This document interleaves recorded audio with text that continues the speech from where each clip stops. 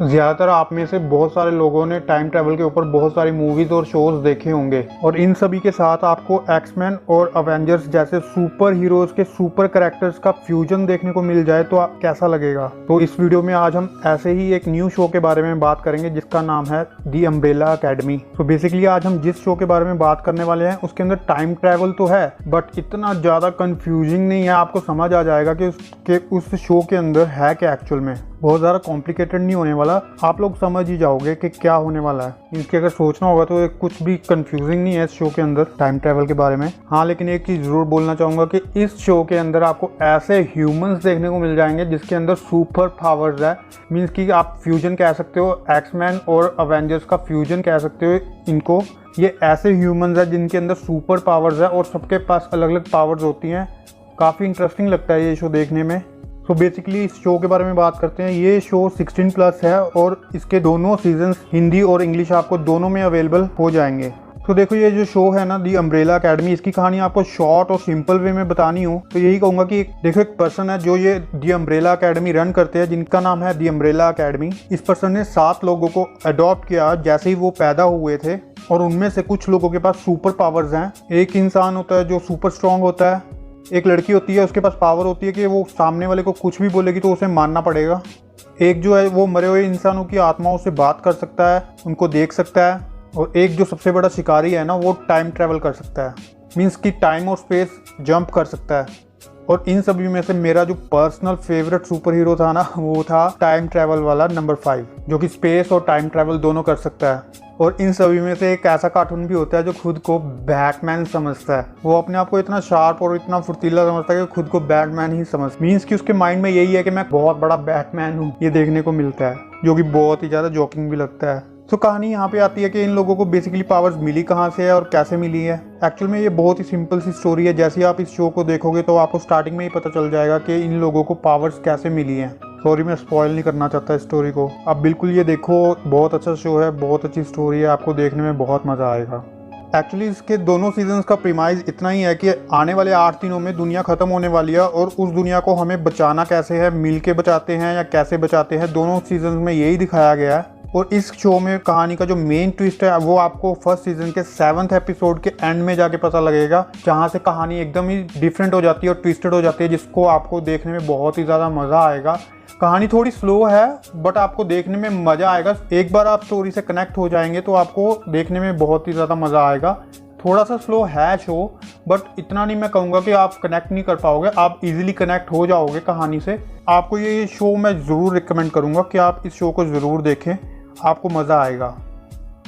सो इस शो की स्टोरी ये है कि आने वाले 8 दिनों में इनको दुनिया बचानी है।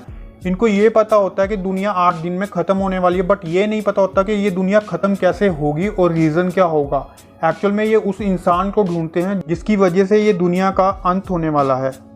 एक्चुअल में जो शो है वो उस पर्सन के ऊपर बेस्ड हो जाता है जो इस दुनिया को मारने वाला है, जो इस दुनिया को ख़त्म करने वाला है, और उसी के ऊपर बेस्ड ये सारी स्टोरी बनाई गई है। तो बेसिकली यही कहूँगा कि आने वाले 8 दिनों में दुनिया ख़त्म होने वाली है। इस बात का पता इनको चल चुका है, लेकिन दुनिया कैसे ख़त्म होगी, कौन ख़त्म करेगा, उसे रोकना कैसे है, लेकिन ये सब इनको नहीं पता। और साथ ही बचपन से इनकी आपस में कभी भी बनती नहीं है या आपस में लड़ते रहते हैं, झगड़ते रहते हैं और एक दूसरे से कनेक्ट इजीली नहीं कर पाते। यही स्टोरी का एंगल है। और इन सभी कैरेक्टर्स में से जो सबसे स्मार्टेस्ट, सबसे मीनेस्ट और एज में सबसे बड़ा कैरेक्टर है, उस कैरेक्टर का नाम है नंबर 5। हाँ, लेकिन दिखने में सबसे छोटा, सबसे तेज और सबसे स्मार्ट नंबर 5 ही होता है। और यंगर बॉडी जिसके पास है वही इंसान टाइम ट्रेवल भी कर सकता है। एक्चुअल में हम इनको म्यूटेंट्स की तरह सोच सकते हैं बट इन्हें म्यूटेंट्स कह नहीं सकते क्योंकि एक्शन लिया जा सकता है इस शो के ऊपर, और इसी वजह से कोई भी ऐसा करैक्टर इन्होंने शो नहीं किया। तो बेसिकली इसी वजह से किसी भी करैक्टर को म्यूटेंट्स से अटैच नहीं किया गया, क्योंकि उस वजह से जो भी उन्होंने एक्शंस लेंगे वो उस वजह से तो इनका शो ही दी एंड हो जाएगा। और सीजन 2 का जो एंड है वो यही कहूँगा कि आपने बेसिकली जो अवेंजर्स का एंड गेम देखा था, बेसिकली उसी से रिलेट करता हुआ ये स्टोरी कनेक्ट हो जाती है। बट ये एंड गेम की तरह बिल्कुल नहीं है, उससे थोड़ा सा लो आप कह सकते हो। एक्चुअल में मैं शो की कोई बेइज्जती नहीं कर रहा, मैं तो बस इस शो को रिलेट करना चाहता हूँ एंड गेम से। एक्चुअल टाइम ट्रैवल के ऊपर इन्होंने लोगों को ज़्यादा कंफ्यूज नहीं किया, बहुत ही सिंपल वे में टाइम ट्रैवल का कॉन्सेप्ट रखा है हमारे सामने। ऐसा नहीं लगेगा कि आपको कंफ्यूज हो रहे हो या देखने में मज़ा नहीं आ रहा, आप इजीली कनेक्ट कर पाओगे।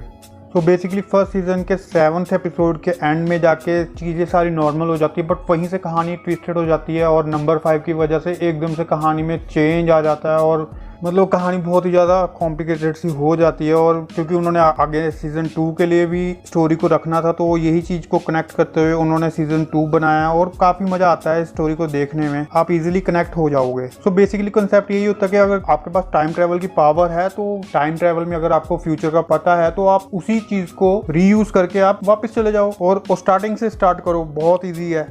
तो बेसिकली यही कहूँगा कि कहानी थोड़ी सी आपको देखने में मज़ा जरूर आता है, बट कहानी थोड़ी सी स्लो लगती है। फर्स्ट सीज़न के अकॉर्डिंग बता रहा हूँ, फर्स्ट सीज़न के अकॉर्डिंग आपको कहानी थोड़ी सी स्लो लग सकती है, बट 7th एपिसोड में आपको जाके ऐसा ट्विस्टर देखने को, मतलब एक स्टोरी एकदम ही ट्विस्ट हो जाती है और कहानी एकदम से नया पैटर्न ले लेती है और आपको देखने में मज़ा आने लग जाता है। और बाकी सीज़न 2 भी है, बट आपको कहानी ऐसा नहीं है कि मज़ा नहीं आएगा, कहानी बहुत ही ज़्यादा मज़ेदार है और इजीली कनेक्ट भी हो जाओगे और टाइम ट्रैवल को भी इजीली समझ पाओगे। ऐसा कुछ नहीं है कि आप मज़ा नहीं आएगा या बोर होगे, ऐसा कुछ नहीं है। ऑफ कोर्स आपको सीज़न 1 थोड़ा सा बोरिंग लग सकता है, लेकिन मैं आपको ये ज़रूर कहूँगा कि आप प्लीज़ सीज़न 1 किसी भी तरह पूरा कीजिए, पूरा देखिए, और उसके बाद जो सीज़न 2 है ना, उसमें आपको बहुत ही ज़्यादा मज़ा आने वाला है और वो स्टोरी बहुत ही ज़्यादा इंटरेस्टिंग हो जाती है सीज़न 2 में और आपको देखने में बहुत ज़्यादा मज़ा आने लग जाता है। सो यही थी स्टोरी।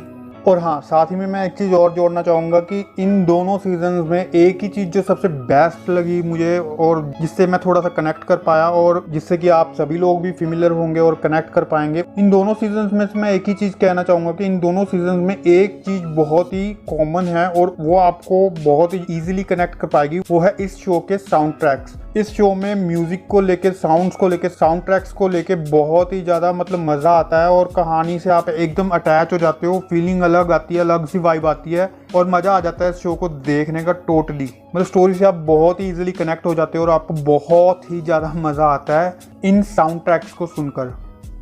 तो बेसिकली शो के 18+ कंटेंट के बारे में बात करते हैं। इस शो के जो फर्स्ट सीजन में है उसमें कुछ ज़्यादा ऐसा मतलब सेक्सुअल कंटेंट नहीं डाला गया, बट 1-2 किसिंग सीन्स है, बट उसको मतलब कुछ ज़्यादा आपको सीरियस लेने की ज़रूरत नहीं है। तो यही कहूँगा कि सीज़न 2 में सेक्सुअल कंटेंट डाला गया है और ऐसे कैरेक्टर्स के बीच में डाला गया है शायद जिसे आप देखना पसंद नहीं करोगे। तो मैं आपको पहले से ही वार्न कर दूँ सीज़न 2 के लिए, सीज़न 2 में सेक्सुअल कंटेंट है, 18+ कंटेंट है, तो आप ध्यान से देखिएगा। ऐसा मत कहिएगा कि मुझे पहले वार्न नहीं किया, मैं आपको सीरियसली वार्न कर रहा हूँ। तो बेसिकली कहानी के जो फर्स्ट सीज़न में जो स्टोरी है ना, वो एक्चुअल में ऐसा मतलब कहानी को ट्विस्ट कर देती है कि स्टोरी को पहले ही समझ जाएंगे कि हाँ ये कंसेप्ट हो सकता है और वही कंसेप्ट अगर आपको बाद में देखने को मिलता है तो आप उस चीज़ को कुछ ओवर रिएक्ट नहीं कर सकते। बट हाँ, लोगों को ज़्यादातर कहानी समझ आ जाती है और आप लोग गैस कर पाएंगे, कुछ ही लोग गैस कर पाएंगे, लेकिन बहुत अच्छे से अगर आप वो चीज़ गैस कर गए तो आप इजीली कनेक्ट कर पाओगे कहानी से।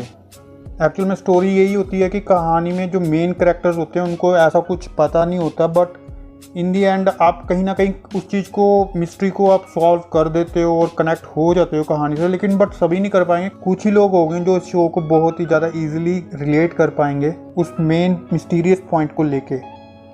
सो मिस्ट्री रिवील होने के बाद यही कहूँगा कि कहानी थोड़ी सी तब भी थोड़ी सी ट्विस्टेड और मिस्टीरियस बनाकर ये लोग रखते हैं सीज़न 2 के लिए, ताकि कहानी को आगे बढ़ाया जा सके।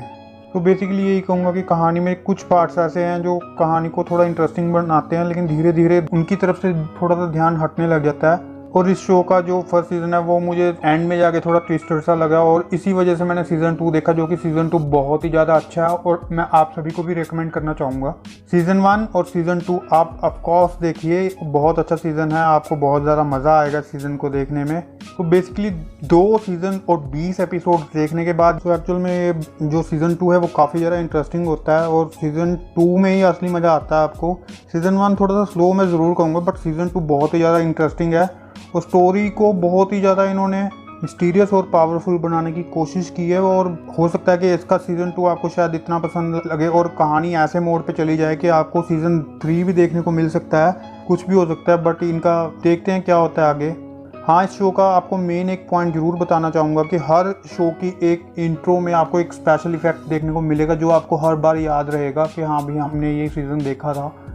स्टोरी में जितने भी एपिसोड्स हैं उसके इंट्रोस को लेके इन्होंने बहुत ही ज़्यादा स्पेशल क्रिएटिविटी दिखाई है और जो कि बहुत ही ज़्यादा अच्छा भी लगता है और एकदम ऑसम क्वालिटी की लगती है, जिससे कि आप स्टोरी से रिलेट कर पाते हो।